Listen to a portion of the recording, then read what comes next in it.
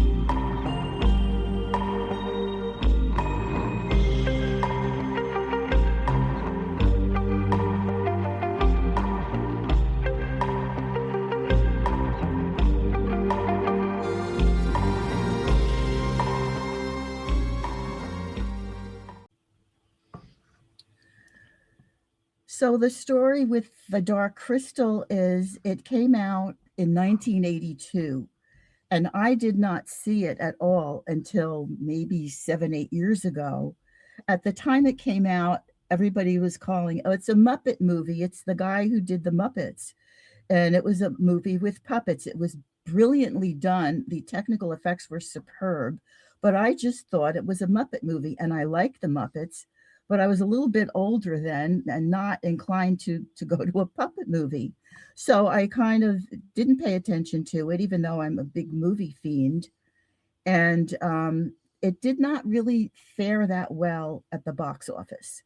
It came and went. It did not fare well at the Oscars in spite of the amazing technical effects for those days to animate those puppets and have the elaborate props and settings and landscapes that they had. And people were literally manning these puppets. I mean, I've seen pictures of Jim Henson standing behind the main character operating him while the movie was being filmed. It was an incredible labor of love.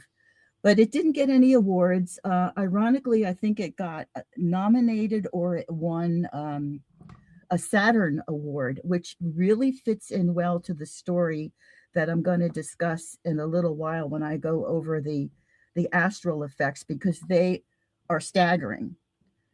And the reason I say that is when the movie was first planned, it was by Jim Henson, the creator of the Muppets, who also went on to become very well known for Sesame Street, which we had Kermit the Frog and Miss Piggy and all these lovable characters for years that kids adored on television. So Jim Henson decided to make the Dark Crystal movie, and he enlisted the help of Frank Oz. They were both directors and creators of the movie. And as I said, at the time, I thought, oh, a Muppet movie. I don't think I want to go see that. I was never really into any sort of animation or simulation kind of thing, or even great special effects. My genre is film noir, which is gritty and black and white and crime oriented. So I was not thinking that much about seeing that. But a few years ago, I was talking to my sister about conspiracy theory stuff, which was really taking off from the mid 20 teens. Everybody was talking about things like that.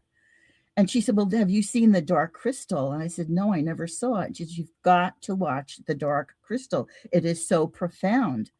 And I thought, well, like before, I said, well, I thought it was just a Muppet movie. And she said, no, just watch it. So I watched it and I was completely blown away by the message, the way it was delivered, and the depth of it. And as I got more and more into my own metaphysical studies, the movie connected on even a deeper level. And I have to say that it is not a Muppet movie for children. It has some deep themes. And for having come out in 1982, which is 43 years ago already, I don't know that most people would have gotten the essence of it. They would have thought they were going to a Muppet movie, and it was released at Christmas time in 82. And that's when they put out sort of blockbusters, and a lot of movies get put out the week before Christmas because people go to the movies during the Christmas holidays. So, of course, I did the chart for when the movie was released, and it completely blew my mind. The connections between what was going on astrally and the contents and the theme of the movie. So, I guess what I should just start talking about what the movie is about, the plot and the theme, and then loop it back into my own findings, which are the movie is so rich in esoteric themes, Gnosticism especially, and it somehow ties in with the Christ story, although it ties in with so many other origin stories from all the cultures and traditions of the world. Everybody has an origin story similar to this. And I think that's why people over time have connected to the Dark Crystal, although in the beginning they really didn't. Over time, it became like a cult favorite. And now I've watched it like 3 times because I can see the tapestry of all these metaphysical, nuggets that were woven into this story. And they're brilliant. And I can perfectly understand why nobody in 1982 picked it up. Maybe now most people wouldn't pick it up. People in the know, like you and me and our listeners, they would pick up on it. So I think without trying to plug the movie, I think everybody should go see it. Anybody with an interest in listening to this podcast should watch the movie. It's free on YouTube. It's only an hour and a half long. It is so well worth watching. Some people have come back with feedback that it moved them to tears and it touched them on a deep level that they weren't even aware was going to happen. So, without further ado, I'm just going to go and talk about the movie and how I got all this information about its theme and what I think it connects to. Basically, it's an allegory because it's with puppets. It's a puppet movie. It's an Sorry, BD, let me just jump in really quickly Sure. and just respond to a couple things. So first of all, noir. So I have a really good mutual slash has been on the show as a co-host several times, Eric Bazillion Plus, who did the Ralph Bakshi series, the Kabbalah of Ralph Bakshi. So we'll be recording a Fritz the Cat episode when this I think before this airs. So but he's really into noir, and a lot of people in my kind of millennial literary or like film crowd are really into noir. I'm not a noir person. I like I like martial arts movies. I like Hong Kong cinema is my favorite. Right. So noir is a little lost on me, but I have to say that The Dark Crystal is not lost on me. I think this is an incredible film. I think it's wonderful. I think it is Kabbalistic, deeply Kabbalistic. I think even the name, the Dark Crystal, I think this relates to a lot of ideas in both Kabbalah, Telema, and just modern kind of left-hand path occultism. And I think it's a story that could be classified as Aeonic, meaning that I think that the archetypes are the son and the daughter rather than father and the mother, which is interesting from my perspective. And I'll just say that for now. And obviously, when you get into more on the details of it, we can. I'll bring it up then. I just want to say, I was much older when I watched this for the first time. Much older. It was probably in my late 20s. I think as a kid I tried to watch it, but the Skeksis I found very scary. And I probably was like, no. I was like, I don't think I can do it. But as a grown up, yes, it was totally possible. And I think that there's also a lot of comparative mythology that can be sort of extrapolated from the film text itself. So I'll wait to get into all of that. But I just want to say, like, yeah, it is a very profound movie. It's not a children's film, but a child could watch it. It's not like, like violence and mayhem necessarily. It just, it just is dark. It has it's a hermeneutic. It's like you could even call the film, I wrote down from like my notes for when we were doing this, is I said it is a Merkaba journey. And I think that that is actually like a very viable kind of like Jewish Kabbalistic way to even interpret the sort of theme of the crystal. Yes. So we'll get into that more. Anyways, I just wanted to give a little bit of that, and I'm excited to where you're going to take us, Speedy.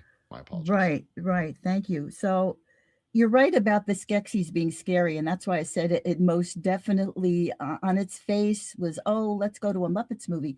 Oh no, I felt that a lot of the imagery would be disturbing to children, especially a couple of crucial scenes that I will loop back to, because when I was talking to my sister about conspiracy theory, and she said, you've got to watch The Dark Crystal, it definitely referred to what I was talking about with her. And it was so disturbing. And I realized in the movie, it either grossed people out or went way over their heads. But it ended up being so synchronous with what we were talking about at the time in conspiracy theory. More specifically, we're talking about, I don't want to get too specific right now, but we're talking about themes of children. Okay. It had some real disturbing stuff in it, which I sat up and took notice of in my first viewing. And I do believe the scene that really got to me was deleted because it was etched into my memory. And I watched the movie twice in the past couple of weeks, and the scene is not in there. And I do understand that some other scenes were deleted, which makes sense when I finally get around to some of these more difficult points. Anyway, the story is it's a timeless allegory. It's represents a theme that has been brought to us so many times through many different cultures, which is the theme basically of brokenness, the theme of the wound. We are wounded because we are separated from the source. Spirit is damaged. We have lost our connection with the source. How did we get so messed up? And how do we restore it? How do we get back to the source of the whole? And the source here, I'm referring to the crystal, not the dark crystal, but the crystal was sort of the centerpiece of a mythical village called Thra, Thra. And 1,000 years ago, this wonderful crystal, which represented knowledge and truth and light, and everybody sort of lived in like a golden age type of atmosphere, the crystal broke. A shard of the crystal was broken, and it wasn't explained how, but the result was to cast people into divisions within their civilization. They were called the Urskeks originally, as one, I'll call them a tribe. But once the crystal broke, the tribe also shattered into two. One section was called the Skeksis.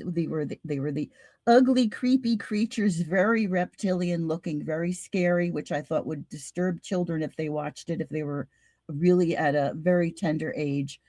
And the other group was called the Mystics. Among the Mystics were a childlike group called the Gelflings. Now, this happened 1,000 years before the start of this story. What's happening in the start of this story is that millennium is coming to a close, and there is a prophecy that if the broken crystal is not restored at the time when there is what they call the great conjunction of three suns in the sky, that there would be another 1,000 years of rule by the Skeksis. And nobody wanted that because the Skeksis were an evil, corrupt, murderous group of really hideous looking reptiles who dominated the kingdom, killed off mystics and the Gelflings, and were just horrible. They had no moral compass. They were power mad, power hungry, and some of the scenes, they're actually downright silly and petty. They're always bickering. They're totally absorbed in the material. Okay, power and killing and other things I'll get to. Okay, BD, can I do a little Kabbalah for this? Just please, because I think please do. It's very interesting. So you're describing a race, or maybe not a race is the wrong word, but like a species of persons, people, beings, we'll call them beings on the carnal ground. You're talking about beings who are inherently klipothic in nature. And like when you were saying like the unification, like the three suns, and they have to do this, fulfill the prophecy before the three sort of luminous light bodies in the sky meet a specific conjunction. So it is also very Aeonic. That's very Aeonic. And I want to talk about like the constricting and sort of destruction. That's a very important theme in Kabbalah. Sometimes people call it tohu and tikkun. Sometimes it's called tzimtzum. Sometimes it's called exile and reconciliation. Yes, those have Hebrew words. I always forget what they are. But the point is not to be a Jewish Kabbalist in the way that I speak about it. It's kind of, I do a non-theistic kind of like David Haim Smith Buddhist approach. But the point is like what BD is saying is right. It's about like going back to Achad, to unity, to unification, to Kether, sort of making the 10, the Malkuth, into the one, which is it is also. And so it's about rectifying the world. But the world is also in yourself. It's also in your mind. So when you're talking about like the Skeksis being like a petty, small-minded, bickering, inherently negative people, that is a kind of allegory for people who will bring you lower in consciousness. Mm-hmm. It's not about being like fake Mr. Mystic, and the mystics aren't fake. They're quite deep, but they also maybe are too profound for life in a way. And it's the Gelflings. Those are the inheritors of the new world, the new Aeon. So it does matter. It does matter how you like, we were talking about this as maybe a part of our extended series, BD, but often the ways people perceive the world does determine to a degree sort of their position in it, as well as like the relationship they have with other people. So if you're inherently disagreeable, angry, constantly trying to dominate others, that you will continuously create klipothic conditions, not only for yourself, but for the outside world around you. Right. And that's exactly what the Skeksis did, because they come both tribes are coming in the movie to a critical point. Now, I just want to back up and say the mystics are quite the opposite. And as you pointed out, very spiritual, very pacifist, very kindly and soft and gentle people. And that also meets its own struggle in the world. That also is not fully balanced, but that's the duality of the two tribes at this point. And the Skeksis have been murdering the mystics and the Gelflings. So at this point, after the 1,000 years since the crystal cracked, they're coming to a crisis point because the three-sun conjunction is approaching once again. And what's going on is the Skeksis the tribe numbers have diminished, as have the mystics. But at this particular juncture where the movie's starting out, the leaders of both tribes are dying. The leader, he called himself the emperor of the Skeksis, was dying and fighting it tooth and nail, did not want to give up, did not want to cross over, was clinging to the material, clinging to the negativity around him, and everyone in his circle was vying for his power. They didn't care he was dying. They wanted to be the next emperor, which is really interesting. On the other hand, the leader of the mystics, who was like their guru, their compassionate leader and their counselor, is dying at the same time. Now, when the emperor of the Skeksis finally dies, it's kind of a humorous scene because he's like, it was really kind of funny. He did not want to give up. He didn't think he knew he didn't have a ghost to give up, to put it that way. He was dying. He finally dies. They're waiting with bated breath for him to die. And he dies like, oh, I want it. Well, it turns out they have to have something called a trial by stone in order to pick the next emperor. And I'll circle back to that. On the other side, the leader of the mystics, the spiritual leader, is talking to a young gelfling named Jen and telling him that Jen is the secret to the restoration. He will be the Redeemer child for this mess of a crystal situation that has been going on for 1,000 years. He is the one deemed by prophecy to restore the broken shard to the crystal, which will defeat the Skeksis forever. It will just wipe them out. Actually, at the end, they don't get wiped out, but something else happens. And so while the very kindly leader of the mystics is passing away, he just doesn't resist. He gives in, he puts his head down, and he passes, and he disappears. So you have to imagine he's vaporized into the ethers. On the other hand, the dying of the emperor, when the emperor dies after struggling and screaming and crying, he doesn't want to go, he crumbles into matter. He crumbles into a pile of rubble.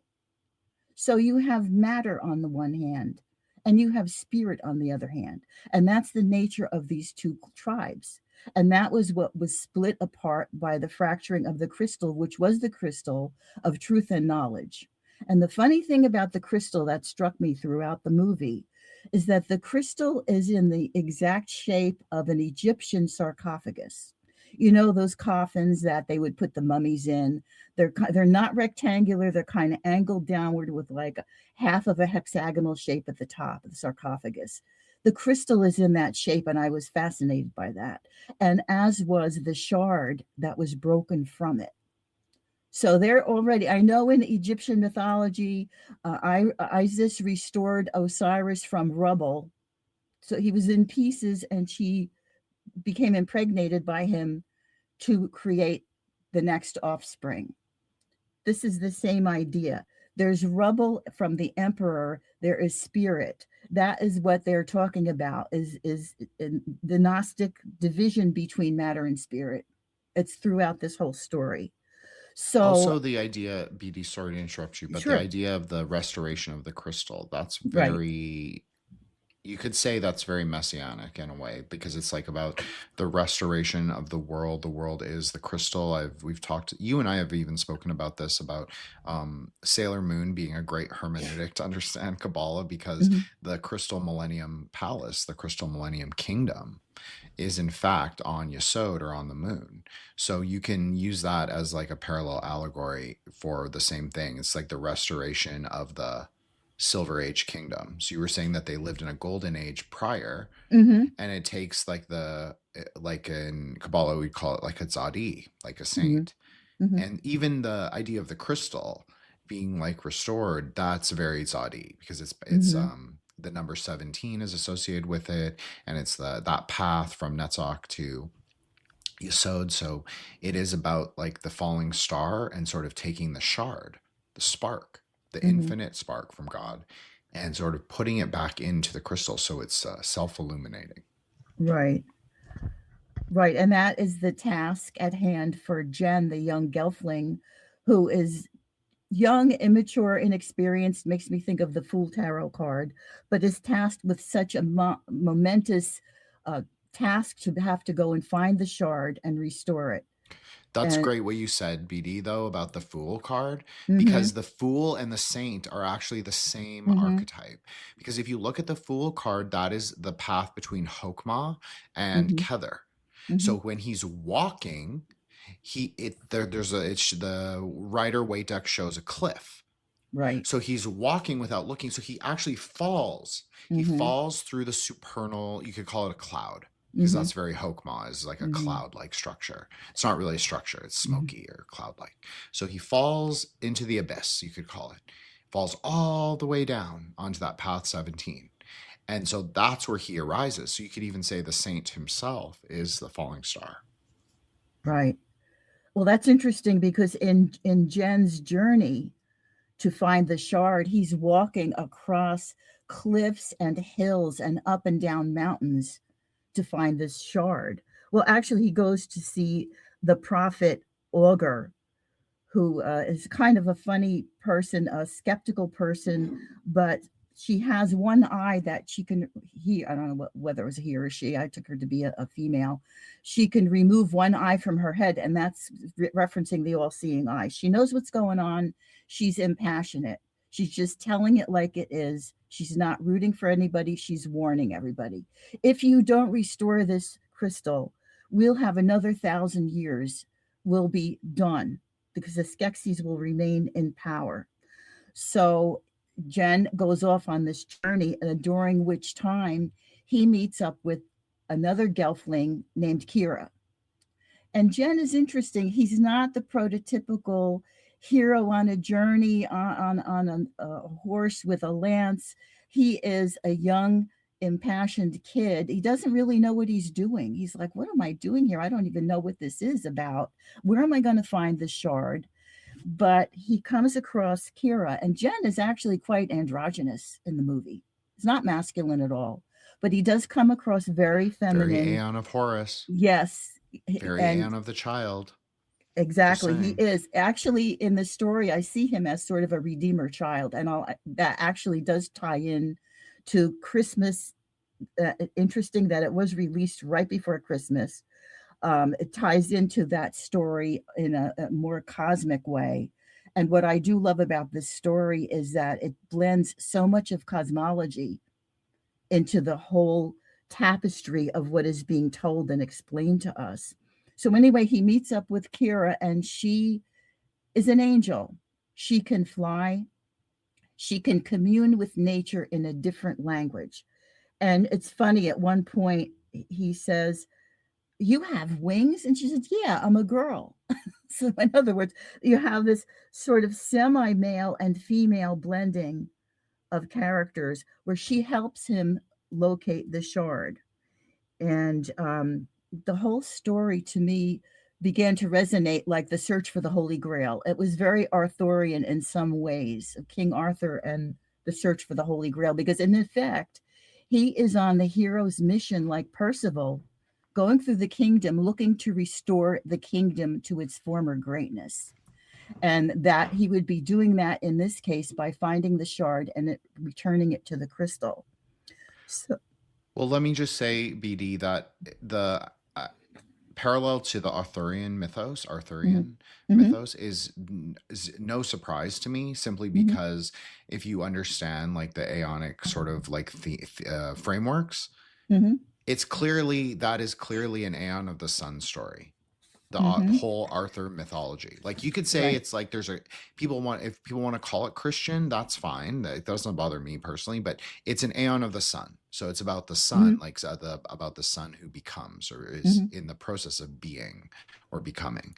So I totally that makes complete sense. Obviously, there's then an overlap with Jesus and the Mary Magdalene and the whole Grail lore, because that's sort of the nexus point for the Arthurian story itself. And there's elements of like the Zion, or not the Zion, excuse me, the Scion of like the child, the love child descendant, like lineage of Mary Magdalene and Jesus. So that's a big, that's also part of the Arthurian story. So it's sort of inextricably linked, you could say, to the Aeonic story, which this movie is also telling, which is an Aeon of the Sun. Although I like the Aeon of the daughter better, and it does make sense because obviously there is a male and a female together. At first, the child is pre-generative, meaning that he's not going to, even though he's a man, he's going to actually not have like specifically masculine qualities, because it's like Mercury. It's basically Mercury, a prince, but he's fluid in the sense that there's no conventional way for a child to really be, I guess, like fixed in the world in the same way that like adults are. Right. Because it's like it's not a sexually fixed. It's just like you're moving through the world in a different sort of way, more innocent. So, yeah, it makes sense that he starts off in this kind of like very mercurial, very Hode-like, very Hode rising. He starts off in this this position of androgyny, but as he moves through the hero's journey with his quote unquote consort. Now, I know that it's not a consort in the film until the end, but I think that it works as kind of like a descriptor. So it's the couple together, the pair together, and that's how he becomes. It's that.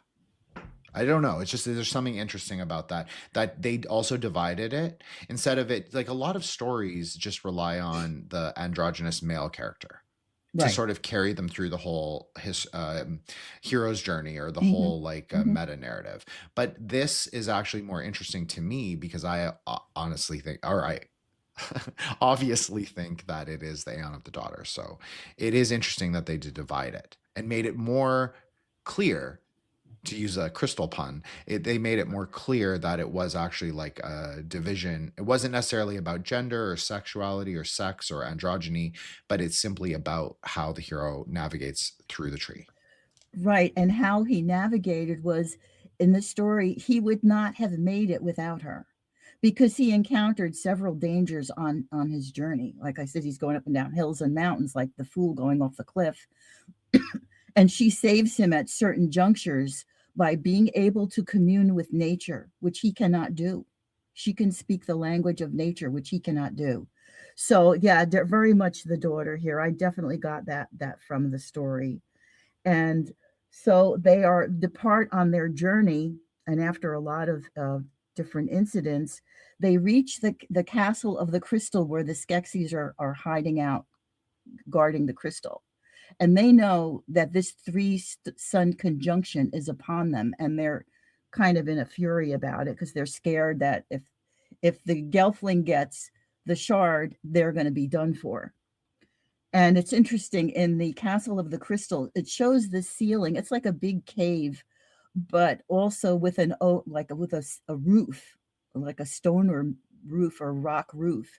But there's a triangular window through which they can begin to see the three suns beginning to conjoin.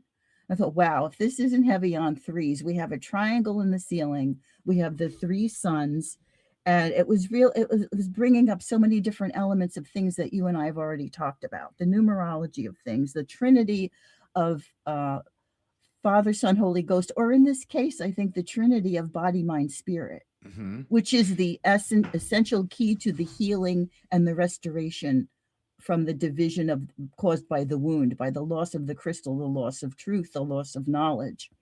So they finally get to this. Sorry, BD. Let's just talk about three really quickly, because this is a very interesting concept because it comes up a lot in contemporary magic. Is like, what is the three, and then what is its relationality to the one?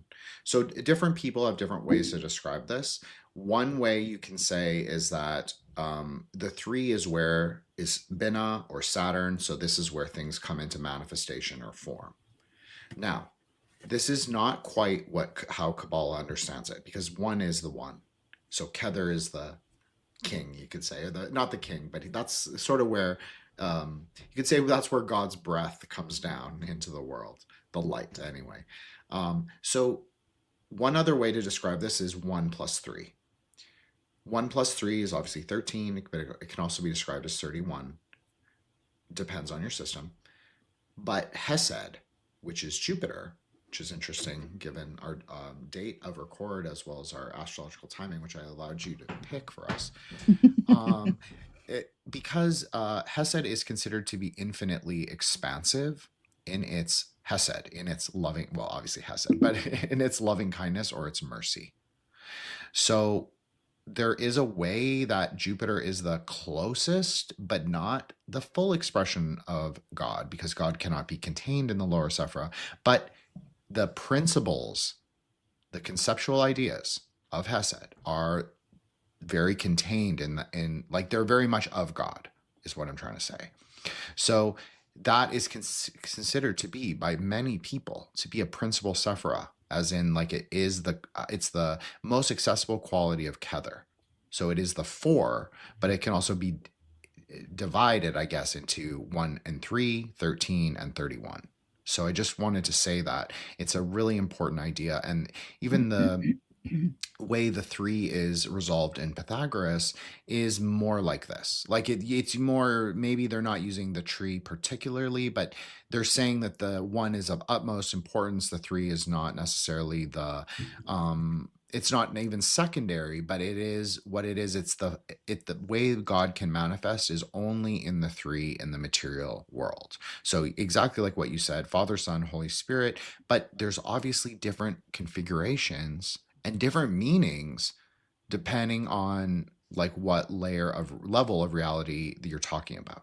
So Right. anyways, I'm sorry, BD, I Right. didn't want to go off on a tangent, but I just think it's really important to point out like this sort of quiet Jupiter connection to the one and the three and how it's understood, because it's not just about Saturn or Kether.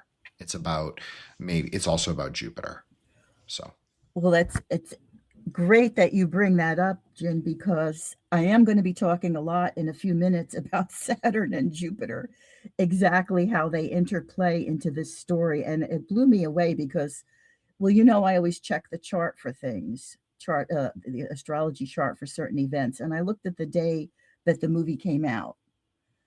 And I saw that it was December 17th. I thought, oh, yeah, it's a Christmas release. But it was interesting that it was, because it had so much more about the Christ story. And I'm not just talking religion here, but historically, what we've been told, at least, what is carried down to us. So what got me really thinking was the three suns converging. And I started thinking about that. And I thought, there's something to that. That sounds to me like the story of the three wise men who came to Bethlehem bearing gifts for the baby Jesus Christ for Christmas. And I've heard for a long time by various astronomers that that was probably a metaphor for a real astral a conjunction, not the sun, but a conjunction of three very bright astral bodies. I've heard that, and I did a bit of research on it because I was so fascinated that the three kings were metaphorically these three bodies. And in the Bible, it tells us the bright, bright light that supposedly the kings followed did not move. It stayed above where the Christ in the manger was born. So I'm checking the astronomers' research, and they postulate a few things depending on what they picked out. But in the year 6 before Christian era, there was a massive conjunction of Jupiter, Saturn, and they believe the planet Mars. Now, I know I've done astronomy. I have a telescope. I know that Jupiter is very bright when it's in a clear sky. Mars gives off quite a reddish tinge. You can almost always recognize it because it's got a speck of red. Saturn, I'm not aware of Saturn being that bright. I never thought it was. But if it's close enough, maybe it was illuminated by those other two bodies. So that is the conjunction. Sorry, BD, but Saturn and I was going to use the Hebrew name. I apologize. The planets are not the Sephiroth for anyone listening. Just don't take my bad habit. But I want to just say for the record, they're not the same thing, but they can refer to a similar idea. So Saturn and Mars actually have an interesting and often volatile relationship, especially in tantric astrology. So it doesn't surprise me. That's exactly how I would think of it too, is that like the upward burning fire of Mars would sort of illuminate or flash at Saturn, and which is why Binah sometimes is associated with like red and black, like outer flashing red with black, because it's like the flames licking across the dark blue. It's not really black, but it's very dark blue. And so like the night sky, like you were saying, like Jupiter looks very bright. Jupiter is considered to be like turquoise. That's even like the traditional Tibetan color. That's the traditional Hebrew color. Like everybody thinks of Jupiter as associated with turquoise. So it's like the day sky. So you have to understand that Saturn is associated with the night sky. So the night sky is not really black. The night sky is really very dark blue. So you see this in tantric astrology. It's more of a sapphire, dark blue sapphire, not like a, burning bright sapphire. But think of a sapphire if you were to place it in flames. That's the kind of a nature it would be. It would be like, it would absorb most of the light, but there would be refractions and reflections. Right. Which is interesting because that's what a crystal does. It refracts and reflects light. So that's quite an interesting parallel there. The thing about the conjunction of the three, so I was looking into that, and at the same time, looking at the chart of when the movie was released. And when the movie was released, this movie went through quite a few iterations before it ever got to being released. Initially, they were going to do an invented language for the Skeksis and the mystics. And then they decided against doing that. And then there was an investor in Britain who bought the rights. And then after some time, that didn't work out. So Jim Henson himself bought the rights back, and he went ahead with the movie with Frank Oz. So there was a lot of delaying. So the reason I'm saying this is the fact that it was released on December 17th, 1982 is mind-blowing, because in that chart for that day, the most prominent planets are Jupiter, Saturn, and Mars. The chart itself is laden with, I think, 4 planets in Sagittarius, 3 in Capricorn, and 2 in Scorpio. The 2 planets in Scorpio happen to be Jupiter and Saturn. And Mars rules that sign traditionally in astrology. So Mars has dominion over Jupiter and Saturn in this. And conversely, Jupiter has dominion over the planets in Sagittarius, while Saturn rules the Capricorn planets. And why am I saying that? Because it aligns with this 3-planet conjunction that was supposed to be the perfect aperture for the healing of the crystal if the shard could be located and put back into place. So the chart of the day of the movie is reflecting what is the movie really about. It's about this great conjunction and the promise of healing the wound and removing duality that causes all these problems that people have always been searching for the answers to. That's really interesting that you just said that, BD, because in Buddhism, dualism is actually considered the greatest of all the mind poisons. I wasn't trying to be just so melodramatic when I said that, but it is interesting because you could say that's one of the essential truths of Buddhism is the rejection of duality. So yeah, and so to see it in the chart, and one other thing in the chart that was so spot on is I've been doing astrology a long time, but I am still blown away by the messages it gives me. On that day, the sun was in late Sagittarius, and it was approaching Neptune in Sagittarius within, I think, 1 or 2 degrees of Sagittarius. Very strong in the chart. What do Neptune and Sagittarius rule? Among many other things, they rule the cinema and film and fantasy, and the sun rules creation. So on that day, a fantasy film was created that shared knowledge, philosophy, and higher education, because that also is the domain of Sagittarius. The movie was promoting the knowledge the same way the crystal was. Sun, Neptune in Sag, it's promoting a philosophy. It's telling a story through a fantasy medium, which is film and cinema. So when I saw that Sun Neptune, I was like, oh man, this chart is too much. And those people, sometimes I think it's done on purpose, because I know people work with magic and entertainment. But considering what the film went through to even get to being completed, I was just in awe of this horoscope. It was amazing. And then, of course, I have to take it a step further, and I look at the birth horoscope of Jim Henson. And Jim Henson had, of all things, Sagittarius rising, and his moon was in Capricorn. And those 2 signs dominate the Dark Crystal's birth chart. So I thought, wow, you have Jupiter, Saturn, and how do they fit into this story? Well, Jupiter would be ruling the mystics, because Jupiter is expansion. It's called, in ancient astrology, it was called the Greater Benefic, whereas Saturn was called the Greater Malefic. Jupiter was hopefulness, blessings, good fortune. Saturn was bad luck, evil, corruption, death, and contraction. While Jupiter ruled expansion, Saturn rules contraction. And that's very ancient astrology. Today, moderns want to put a different spin on it, depending on the psychology of the person. They don't want to be so predeterministic to say, this is bad in you and this is good in you. But in terms of this movie and the story it's promoting, Saturn ruled the Skeksis, which was evil, corrupt, negative, contraction, death related, evil. Jupiter ruled the mystics. And those two are in diametrically opposite. And that's exactly what this movie is talking about. It's talking about duality, opposition. And so that when I saw the charts fit this whole story, and actually these planets appear in Jim Henson's chart in the same signs, which is really mind blowing.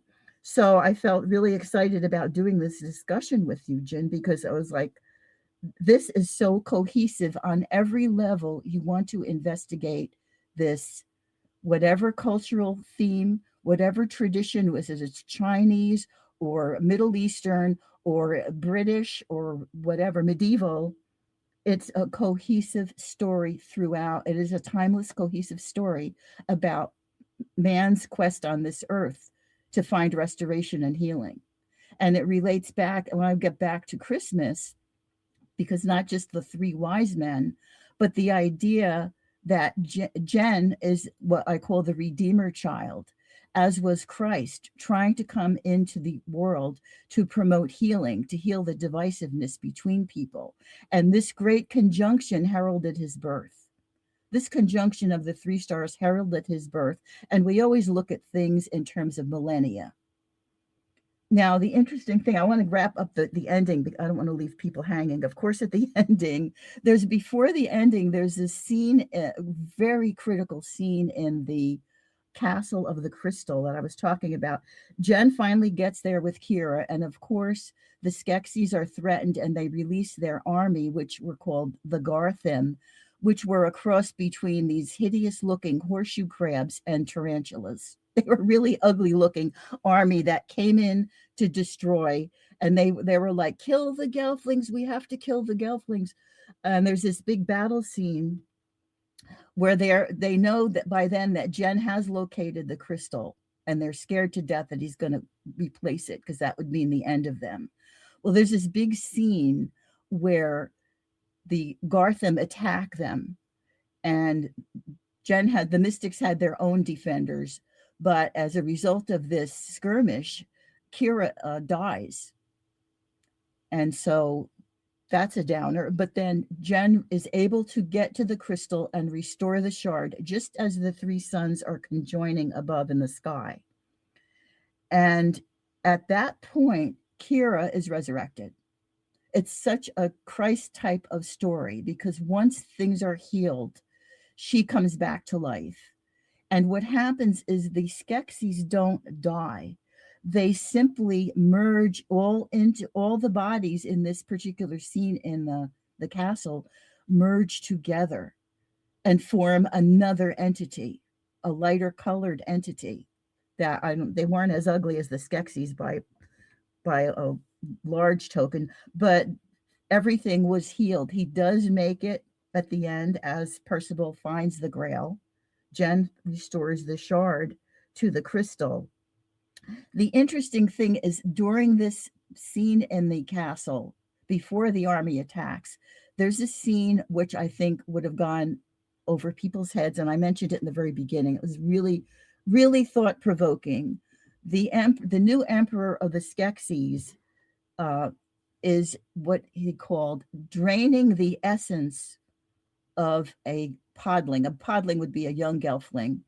And he's draining the essence literally on the screen. He is draining, it looks like he's transfusing blood and drinking it. And I thought, wow, I don't know if kids would get that. That would be really freaky. But that was when I saw that, I thought, whoa, this is a theme going way beyond just talking even about origin theory. He was trying to tell us something else about the corruption and evil on Earth.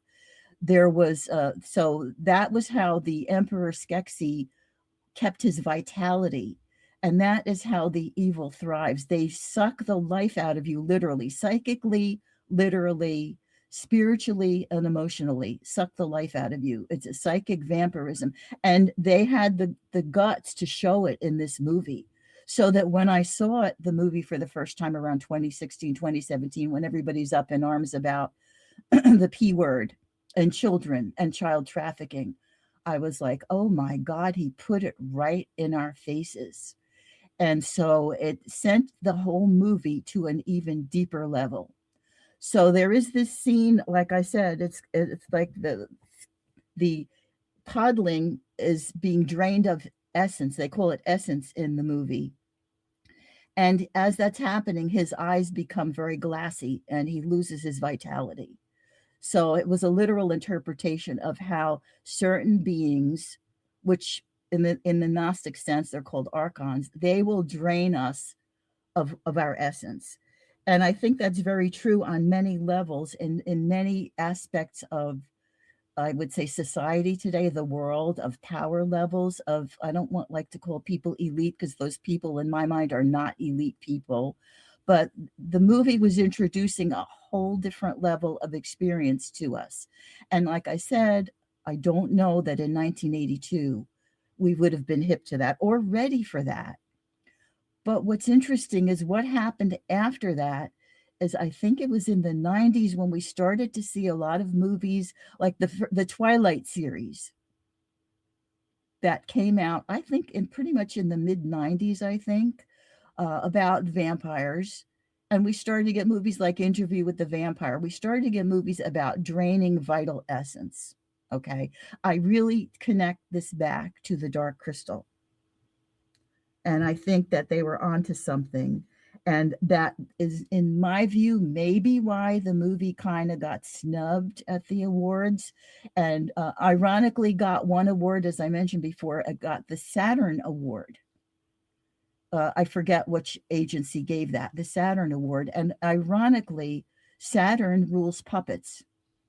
So Jim Henson has a strong Saturn in his chart, and he's a master puppeteer, and Saturn rules puppets. So everything, as I just kind of unraveled it, it really all connects through on every level. I mean, it is an allegorical tale of many civilizations returning from brokenness and healing the wounded spirit, and so many different practices that to see it right in front of me in a horoscope. As I said, I see this time and again, but it never ceases to amaze me. Sorry, BD. I think you're right. I think that I take it more as a metaphor, but clearly you could look. Okay, so on Twitter, there's a discourse happening right now, and they're saying, oh, okay, I'm not saying I believe this. I'm just saying this is the nature of what they're talking about. What other people are talking about is that boomers are kind of the spiritual vampires of our world, and the Zoomers or the millennials, depending on your point of view, are the ones being extracted from their vital essence, but not necessarily in like a literal or even spiritual way. Maybe spiritual, but not really in the same as the film. It is like the people have to like work and pay into all these like systems that are like failing, and institutions are failing, and all of these sort of things that like no longer serve I guess the younger population or the younger demographic or the younger generations. So I don't know if that's true, but what I do know is that archons are very real, and a lot of at least a good way to understand them, if not external to you, I actually prefer a more internal explanation, is that they arise from your own mind. So that's obviously not as helpful in terms of understanding what the movie is, but you can also understand it from the perspective of the Skeksis. If the Skeksis are indeed the archons, which I agree, BD, that they are the archons, what is archonic about them is not their being or their position. What is archonic about the Skeksis is that they cannot give up the idea of immortality. They always grasp. They're always grahas. Interestingly, this word, graha, is a Sanskrit word that means grasper, and it can also refer to planets. So it's an interesting idea that the planets are minor archons as well. So this idea of eternity, holding on to like the material world, the material life, This is very anti-Buddhist, but some people do this. Some religions do really value this idea of eternity in the crystal, in fact. Netzach, Venus. Venus is extremely important to life force. Mm-hmm. So the idea is that they're kind of like polluting the crystal so they can control the portion of life force. Now, we talked a little bit about this before, but the path of the saint, moving from Netzach to Yesod. Something that is very deep in Kabbalah that happens at Yesod, or the moon, is the portioning of fortune and life force from Hod and from Netzach, from Mercury and from Venus. So you have to sort of understand the film, I think, as also like this kind of like, if you want to call it like a modern Gnosticism or a modern Gnostic Kabbalah, or drawing from traditional Kabbalah, but obviously having maybe a little bit of a more Kenneth Grant-ish orientation, or even just like a more eclectic, because the Skeksis to me are very Garuda-like.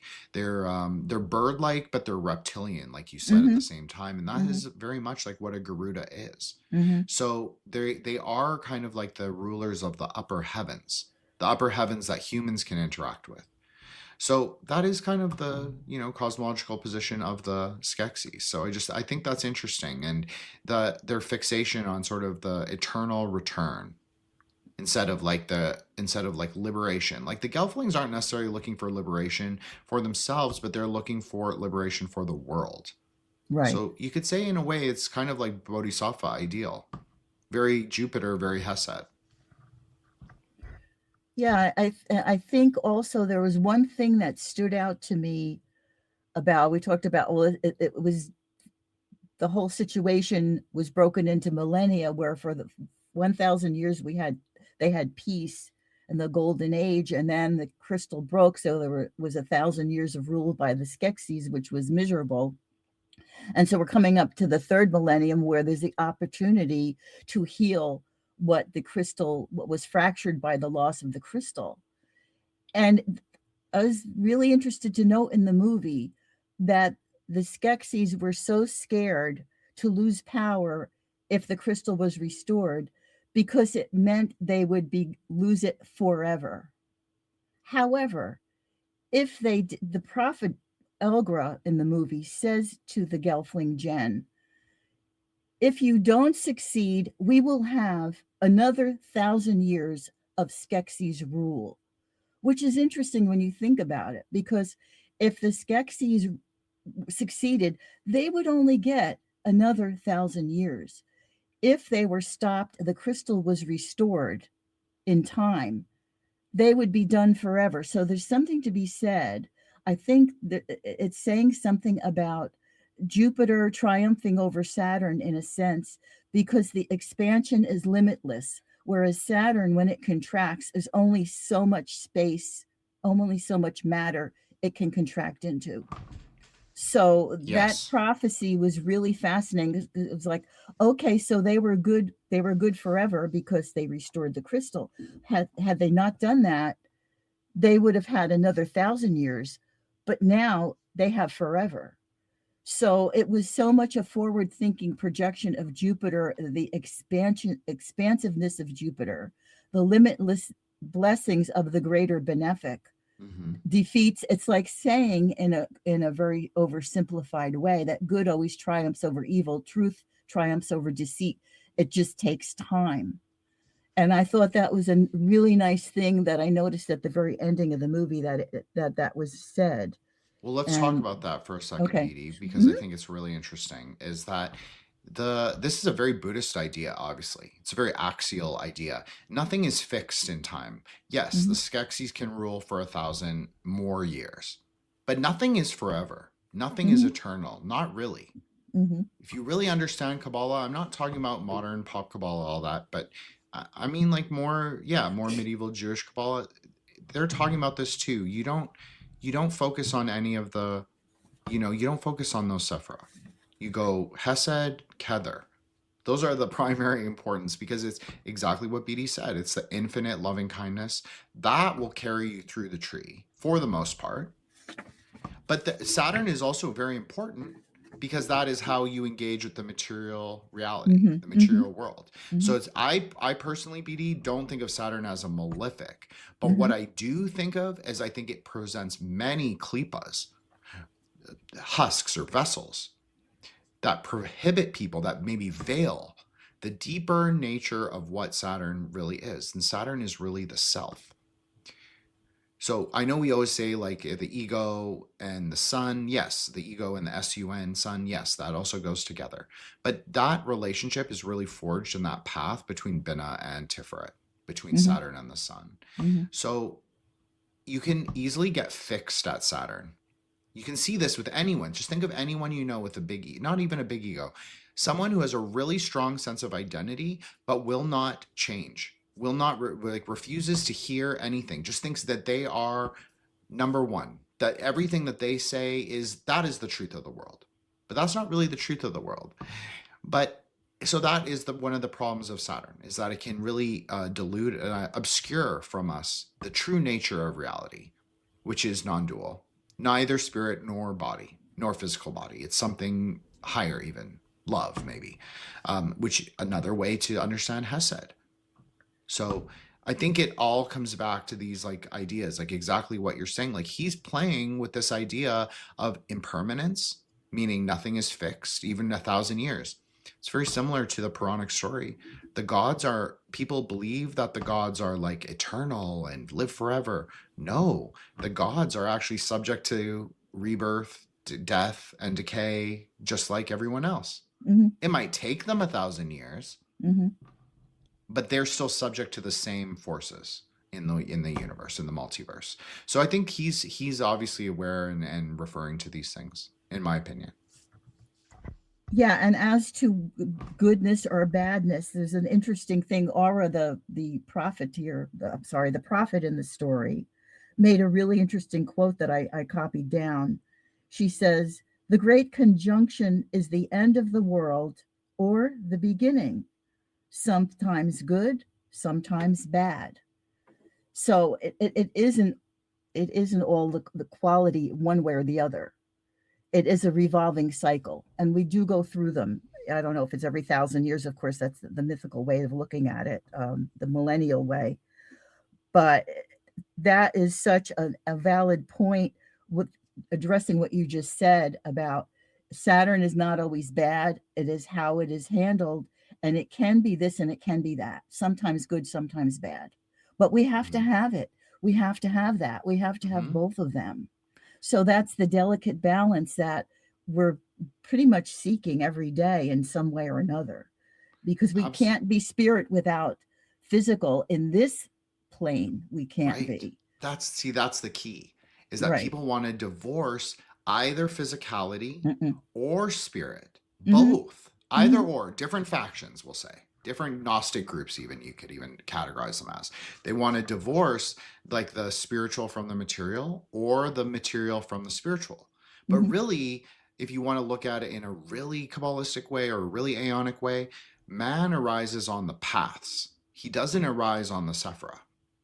So the way that we move through the tree, if you're doing it as part of your life work, I'm not talking about Merkaba journeys or in your mind, yes, that's of course possible, but is part of your life work, then you're on the path, meaning that you have to bring things, the spiritual and the material, both into rectification in and of yourself.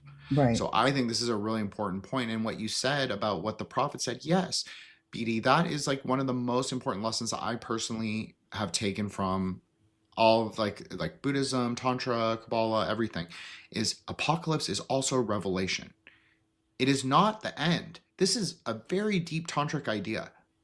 The goddess who is considered to be like the power of cosmic dissolution, she is also the power of cosmic reconstruction.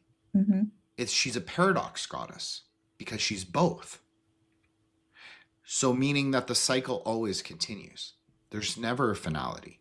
There's always a perpetuity, an infinity. Right. And I think that the thing that where the Skeksis really messed up was they would not allow their cycle to pass away. It was like the emperor dying and screeching and making all these ridiculous sounds and not wanting to die. Whereas the mystic leader just rested his head on a pillow and passed away and vanished into the ethers. There's that fighting against the inevitable and That's Saturnian. not allowing the cycle to complete itself, which we all go through. We have to. That's So right. it really made that point brilliantly in those death scenes, but also is the basis of the movie. I mean, the whole source of the problem with evil people is they will not allow things to be. They have to control. Well, So in that's Saturnian, controlling, right? they choke off, yes, they stagnate everything. They choke off development and progress, trying to keep it to themselves. They destroy the natural cycle of things, or they try to.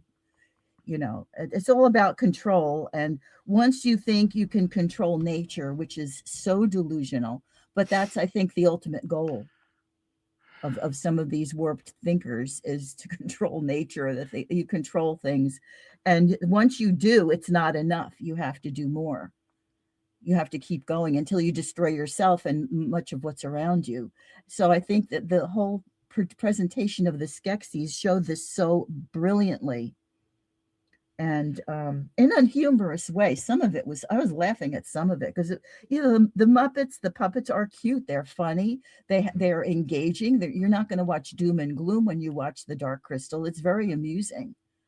But if you look peer beneath that, there is so much texture to it, and timeless allegories about, life, and what the Christian church, I mean the Catholic Church, called original sin. That was the breaking of the crystal is sort of, in that view, original sin. Other cultures have other ways of defining it, but that wound that we have, that causes the division, and how to heal it. And I think that's really the human dilemma, basically, not just balancing spirit with matter, because I think most people get really caught up in the matter end of it, but it's that, how do you heal what is wrong?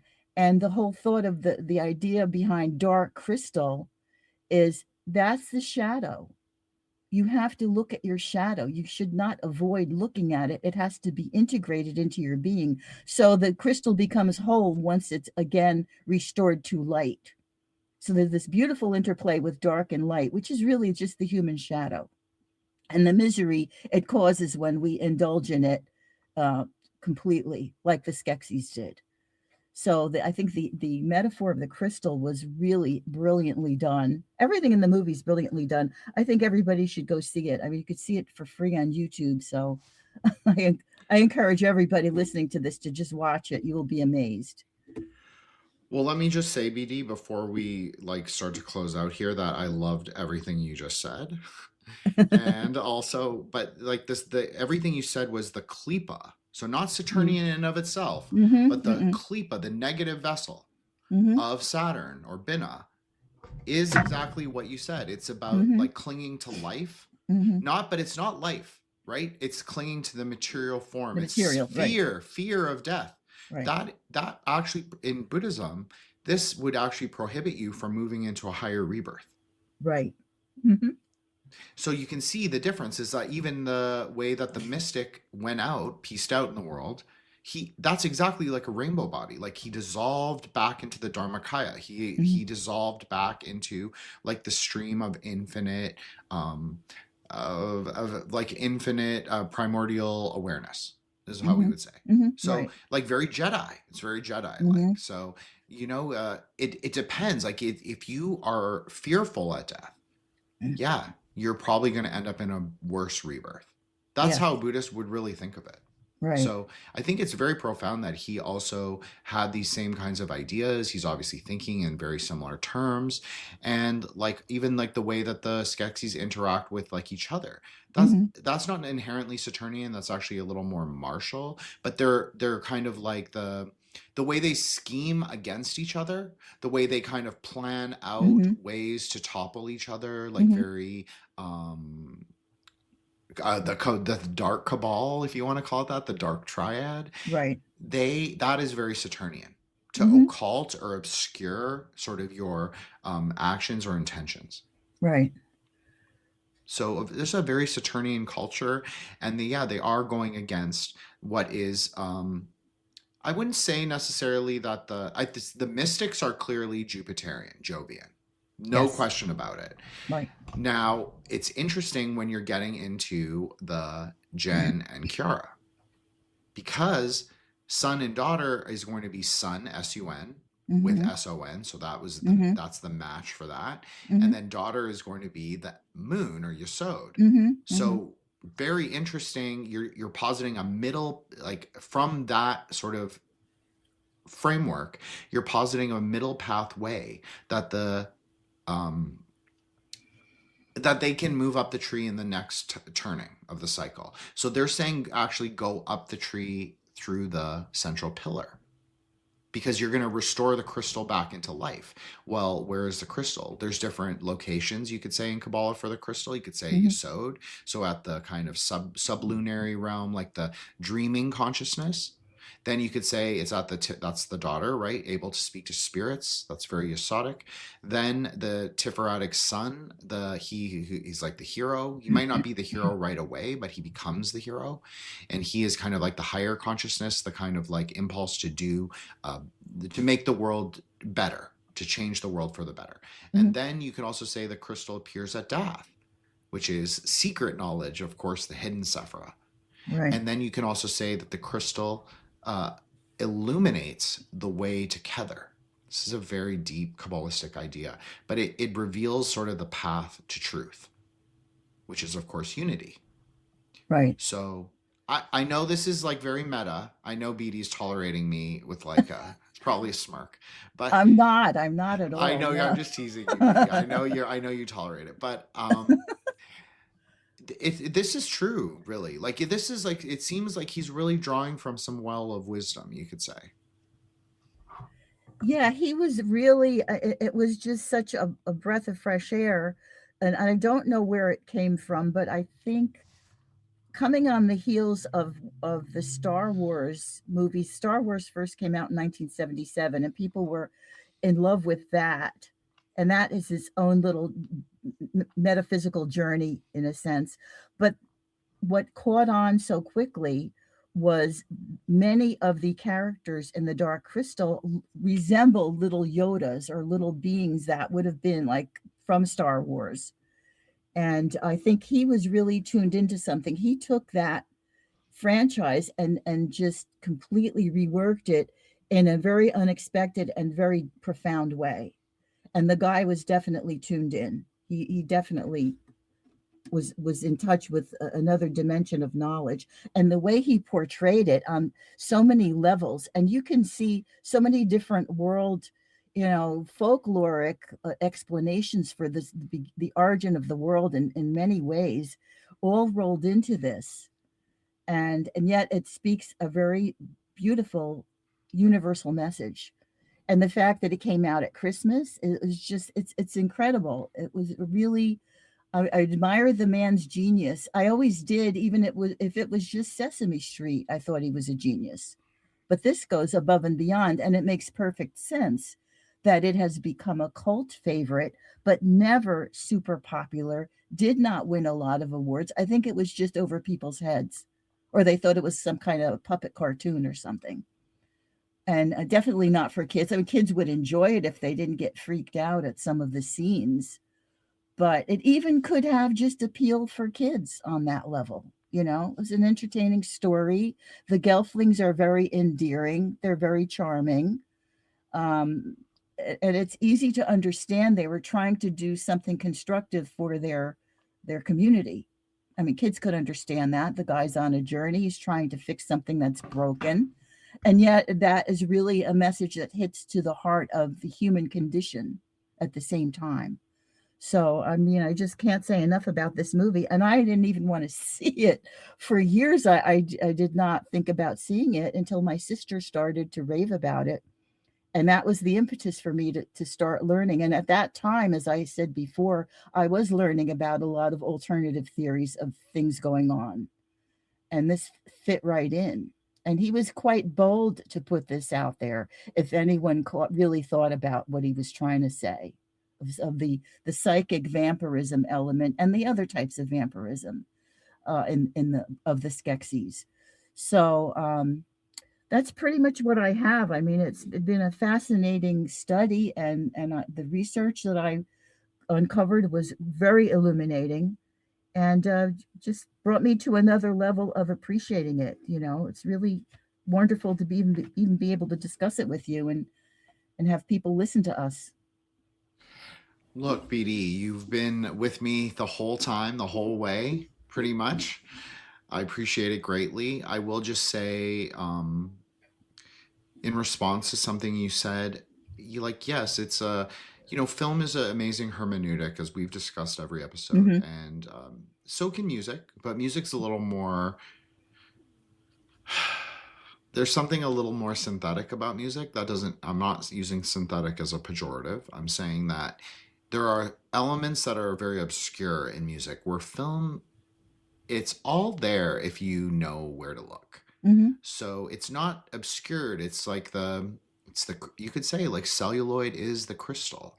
Celluloid is the Mm-hmm. crystal with light passing through. A Mm-hmm. very important Kabbalistic lesson, in fact. Mm-hmm. Like ice is often given as the explanation for non-duality, because ice is also water, and ice can appear blue, just like Jupiter and just like the sky, but it also can appear dark blue, just like the night sky, and just like water can appear dark blue, but really water is clear, Mm-hmm. just like the sky. Right. So it's saying that, like, just because something appears as something doesn't make that to have the fundamental nature of what you're seeing. Right. So I think that is a lot of what cinema is. It's kind of like a hermeneutic to understand reality. And there's also like a very spiritual dimension. And I wanted to say that I think that this film didn't do well because it is talking about something that is archonic, and people enjoy archonic structures. I know this is going to sound very radical from like us, probably, or me at least, but people, I'm not saying me, I'm saying people, they like living in the klipa. They like being ruled by archons. This has become sort of a realization I've come to in the last year and a half. Most people don't want to. The idea of even that the potentiality for escape or for liberation or for something different, something even just better. Right. Most people are not even capable of that kind of speculative thinking. I'm not saying they couldn't learn to be, or they couldn't have it in their deep, like, subconscious imaginary. Sure. But I just find that people are very fixed in their ideas of things. So it's hard. It's like one of those things that's like, the Dark Crystal is fundamentally talking about something that we have to do in our own consciousness, man and woman, like obviously son and daughter. So we're all son and daughters in a way, of course. And most people don't want to do that. Most people would rather live in the refraction of the Dark Crystal rather than the clarity of true light. Well, I really resonate to what you're saying, because I think delving into your shadow, doing shadow work, confronting yourself on your most basic level without judgment, and really facing it, just not to feel bad about it, but to understand it. I think that really scares the hell out of a lot of people. They don't want to think about their inner wounds. They don't want to dig into the pain that they've been living with, or wherever it came from. It can come from multiple sources. They don't want to look at it. And I've known so many people that are in a tremendous either denial or just the stubborn refusal to really just get to know themselves, just dig in and think about things. And I think that's why I said I think this movie went way over some heads. It was great entertainment, and then you leave the theater and you're done with it. You know what I mean? I think that's the issue that is always true and always present, is people don't want to do the emotional, psychic work of dealing with their shadow. It's very hard. It can be very painful. And but I think the rewards are so incredible. But nobody really wants rewards with doing that kind of for doing that kind of work. It's too hard, you know.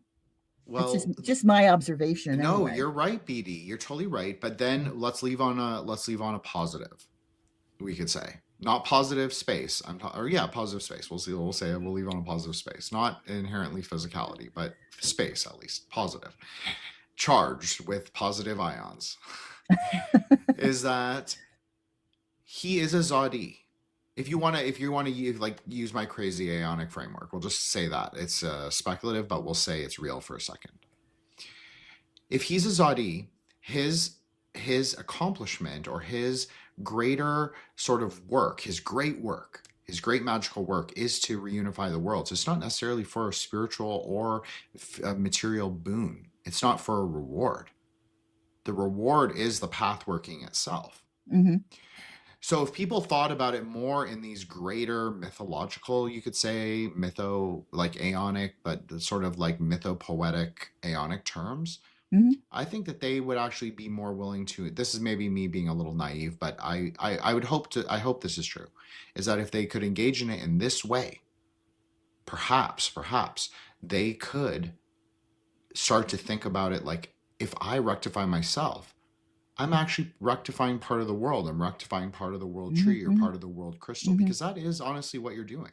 Mm-hmm. That's a very kind of deep Kabbalah thing to think. But if you are a Zadi, if you are a saint, if you're listening to this and you feel like the Aeon is turning, like the wheel is turning in front of you, and you're hearing what BD and I say, and you're saying, yeah, there's actually like some degree of relative truth in what they're saying. You don't have to believe all of it, but maybe too you could like imagine yourself as one of like as a Zadi, as a saint that walks through the tree but walks on the paths because you're a man.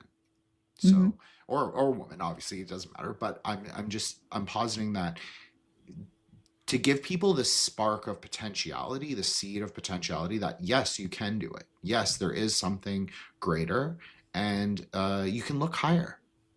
You don't have to be like, if you want to look at the Skeksis, they're always facing downward. If they're at Binah or Saturn, they're looking downwards at Netzach. They're looking Mm-hmm. at the crystal. They're looking at the forever diamond. Diamonds are forever. Well, obviously the gemstone of Venus is a diamond. Mm-hmm. So they're looking to live forever. But if you're Right. at Binah, why would you be looking down? Why aren't you looking up?